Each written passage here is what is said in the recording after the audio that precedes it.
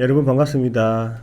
오늘은 여러분과 함께 섬김의 회복에 대하여 함께 말씀을 나누고 큰 도전을 받는 시간 되기를 바랍니다. 먼저 저는 여러분에게 성경 말씀 하나를 먼저 읽어 드리고 싶은데요. 에베소서 2장 10절의 말씀입니다. 우리는 그가 만드신 바라 그리스도 예수 안에서 선한 일을 위하여 지으심을 받은 자니 이 일은 하나님이 전에 예비하사 우리로 그 가운데서 행하게 하려 하심이니라. 아멘. 그렇습니다. 우리는 하나님께서 시작하신 그 선한 일들을 감당할 수 있도록 부르심을 받았습니다. 그렇게 지으심을 우리는 받았습니다. 저는 여러분들과 함께 섬김의 회복에 있어서 세 가지 회복해야 될 중요한 내용이 있다고 생각을 합니다. 그 내용을 여러분과 함께 나누도록 하겠습니다. 첫 번째는 예수님이 말씀하신 것처럼 섬기는 착한 마음이 회복되어야 한다는 것입니다. 한 주간 살아가면서 내가 가장 선한 일을 했습니다 라고 하는 그런 고백이 있습니까? 하나님은 하나님의 일을 아름다운 마음들이 있는 사람들과 함께 하기를 원하십니다.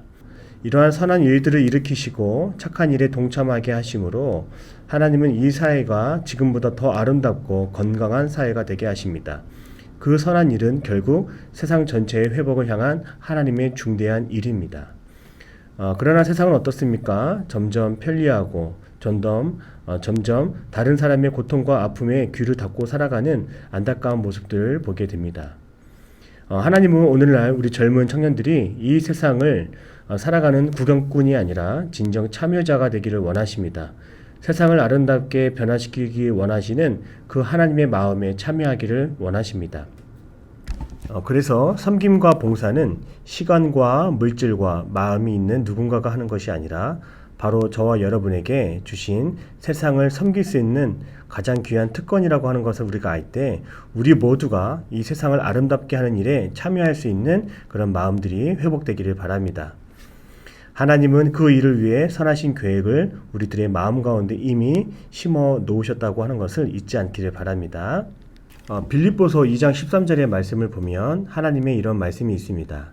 너희 안에서 행하시는 이는 하나님이시니 자기의 기쁘신 뜻을 위하여 너희에게 소원을 두고 행하게 하시나니. 하나님의 그 마음이 나에게 소원이 되었으면 좋겠습니다.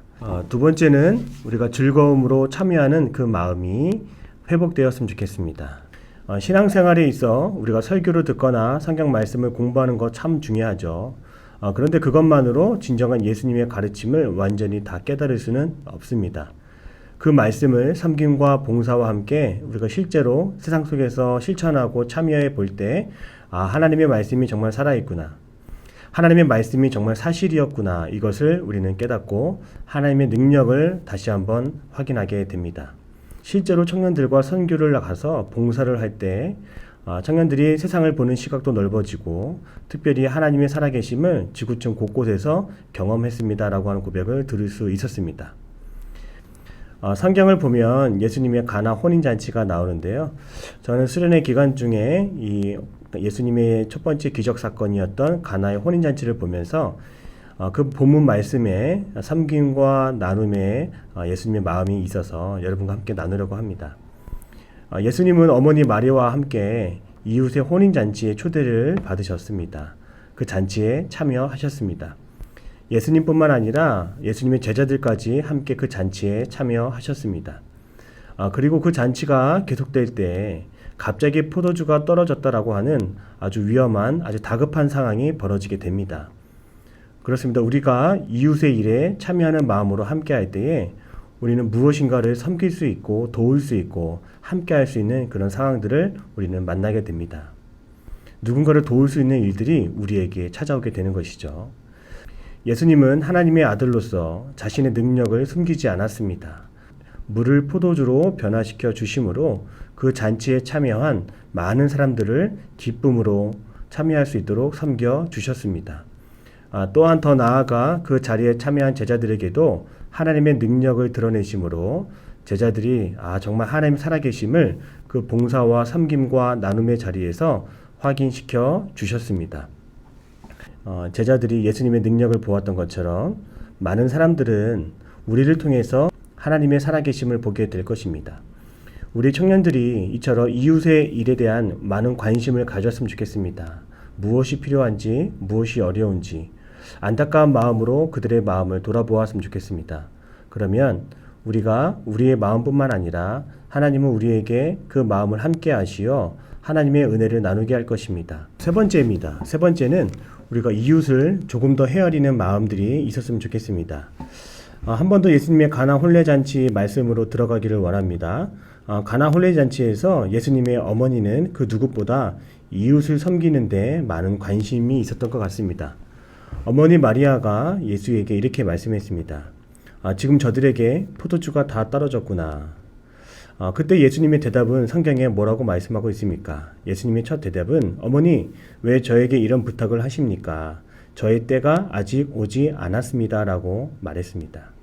예수님은 나보다 남을 더 생각하시고 나보다 이웃의 형편을 누구보다 더 잘 아시는 분이십니다. 때로는 도움을 받고자 하는 시간이 내가 원하는 시간과 다를 수도 있습니다. 나의 능력을 초과할 때도 있습니다. 그럼에도 하나님은 우리가 하나님의 선하신 능력을 의지하며 섬기고자 한다면 반드시 나에게 필요한 것이 아니라 그들에게 필요한 물질과 시간과 능력을 채워주시고 베풀어 주실 줄 믿습니다. 이러한 하나님의 능력을 믿고 의지함으로 우리도 이웃을 도울 때에 가장 좋은 것으로 도울 수 있습니다. 오늘 이렇게 섬김의 회복에 대한 주제로 나눴습니다. 이제 다가오는 주일 또 이제부터 섬김의 대상들을 살피며 기도하면서 섬기는 자로 다시금 거듭나는 여러분의 인생 축복되는 인생 되기를 바랍니다. 오늘은 8.15 광복절입니다. 토요일 여러분의 시간이 조금 더 허락이 된다면 우리가 월요일부터 지금까지 했던 강의들을 한 번 더 살펴주시고 아주 기초적인 강의였기 때문에 여러분에게도 큰 도움이 되리라 믿습니다. 한 주간 복습하셔서 더욱더 여러분의 신앙에 도움이 되기를 바랍니다. 지금까지 함께 해주셔서 감사합니다. 한 주간 은혜로운 시간이 되는 줄로 믿습니다. 여러분 반갑습니다. 교회에서 만나겠습니다.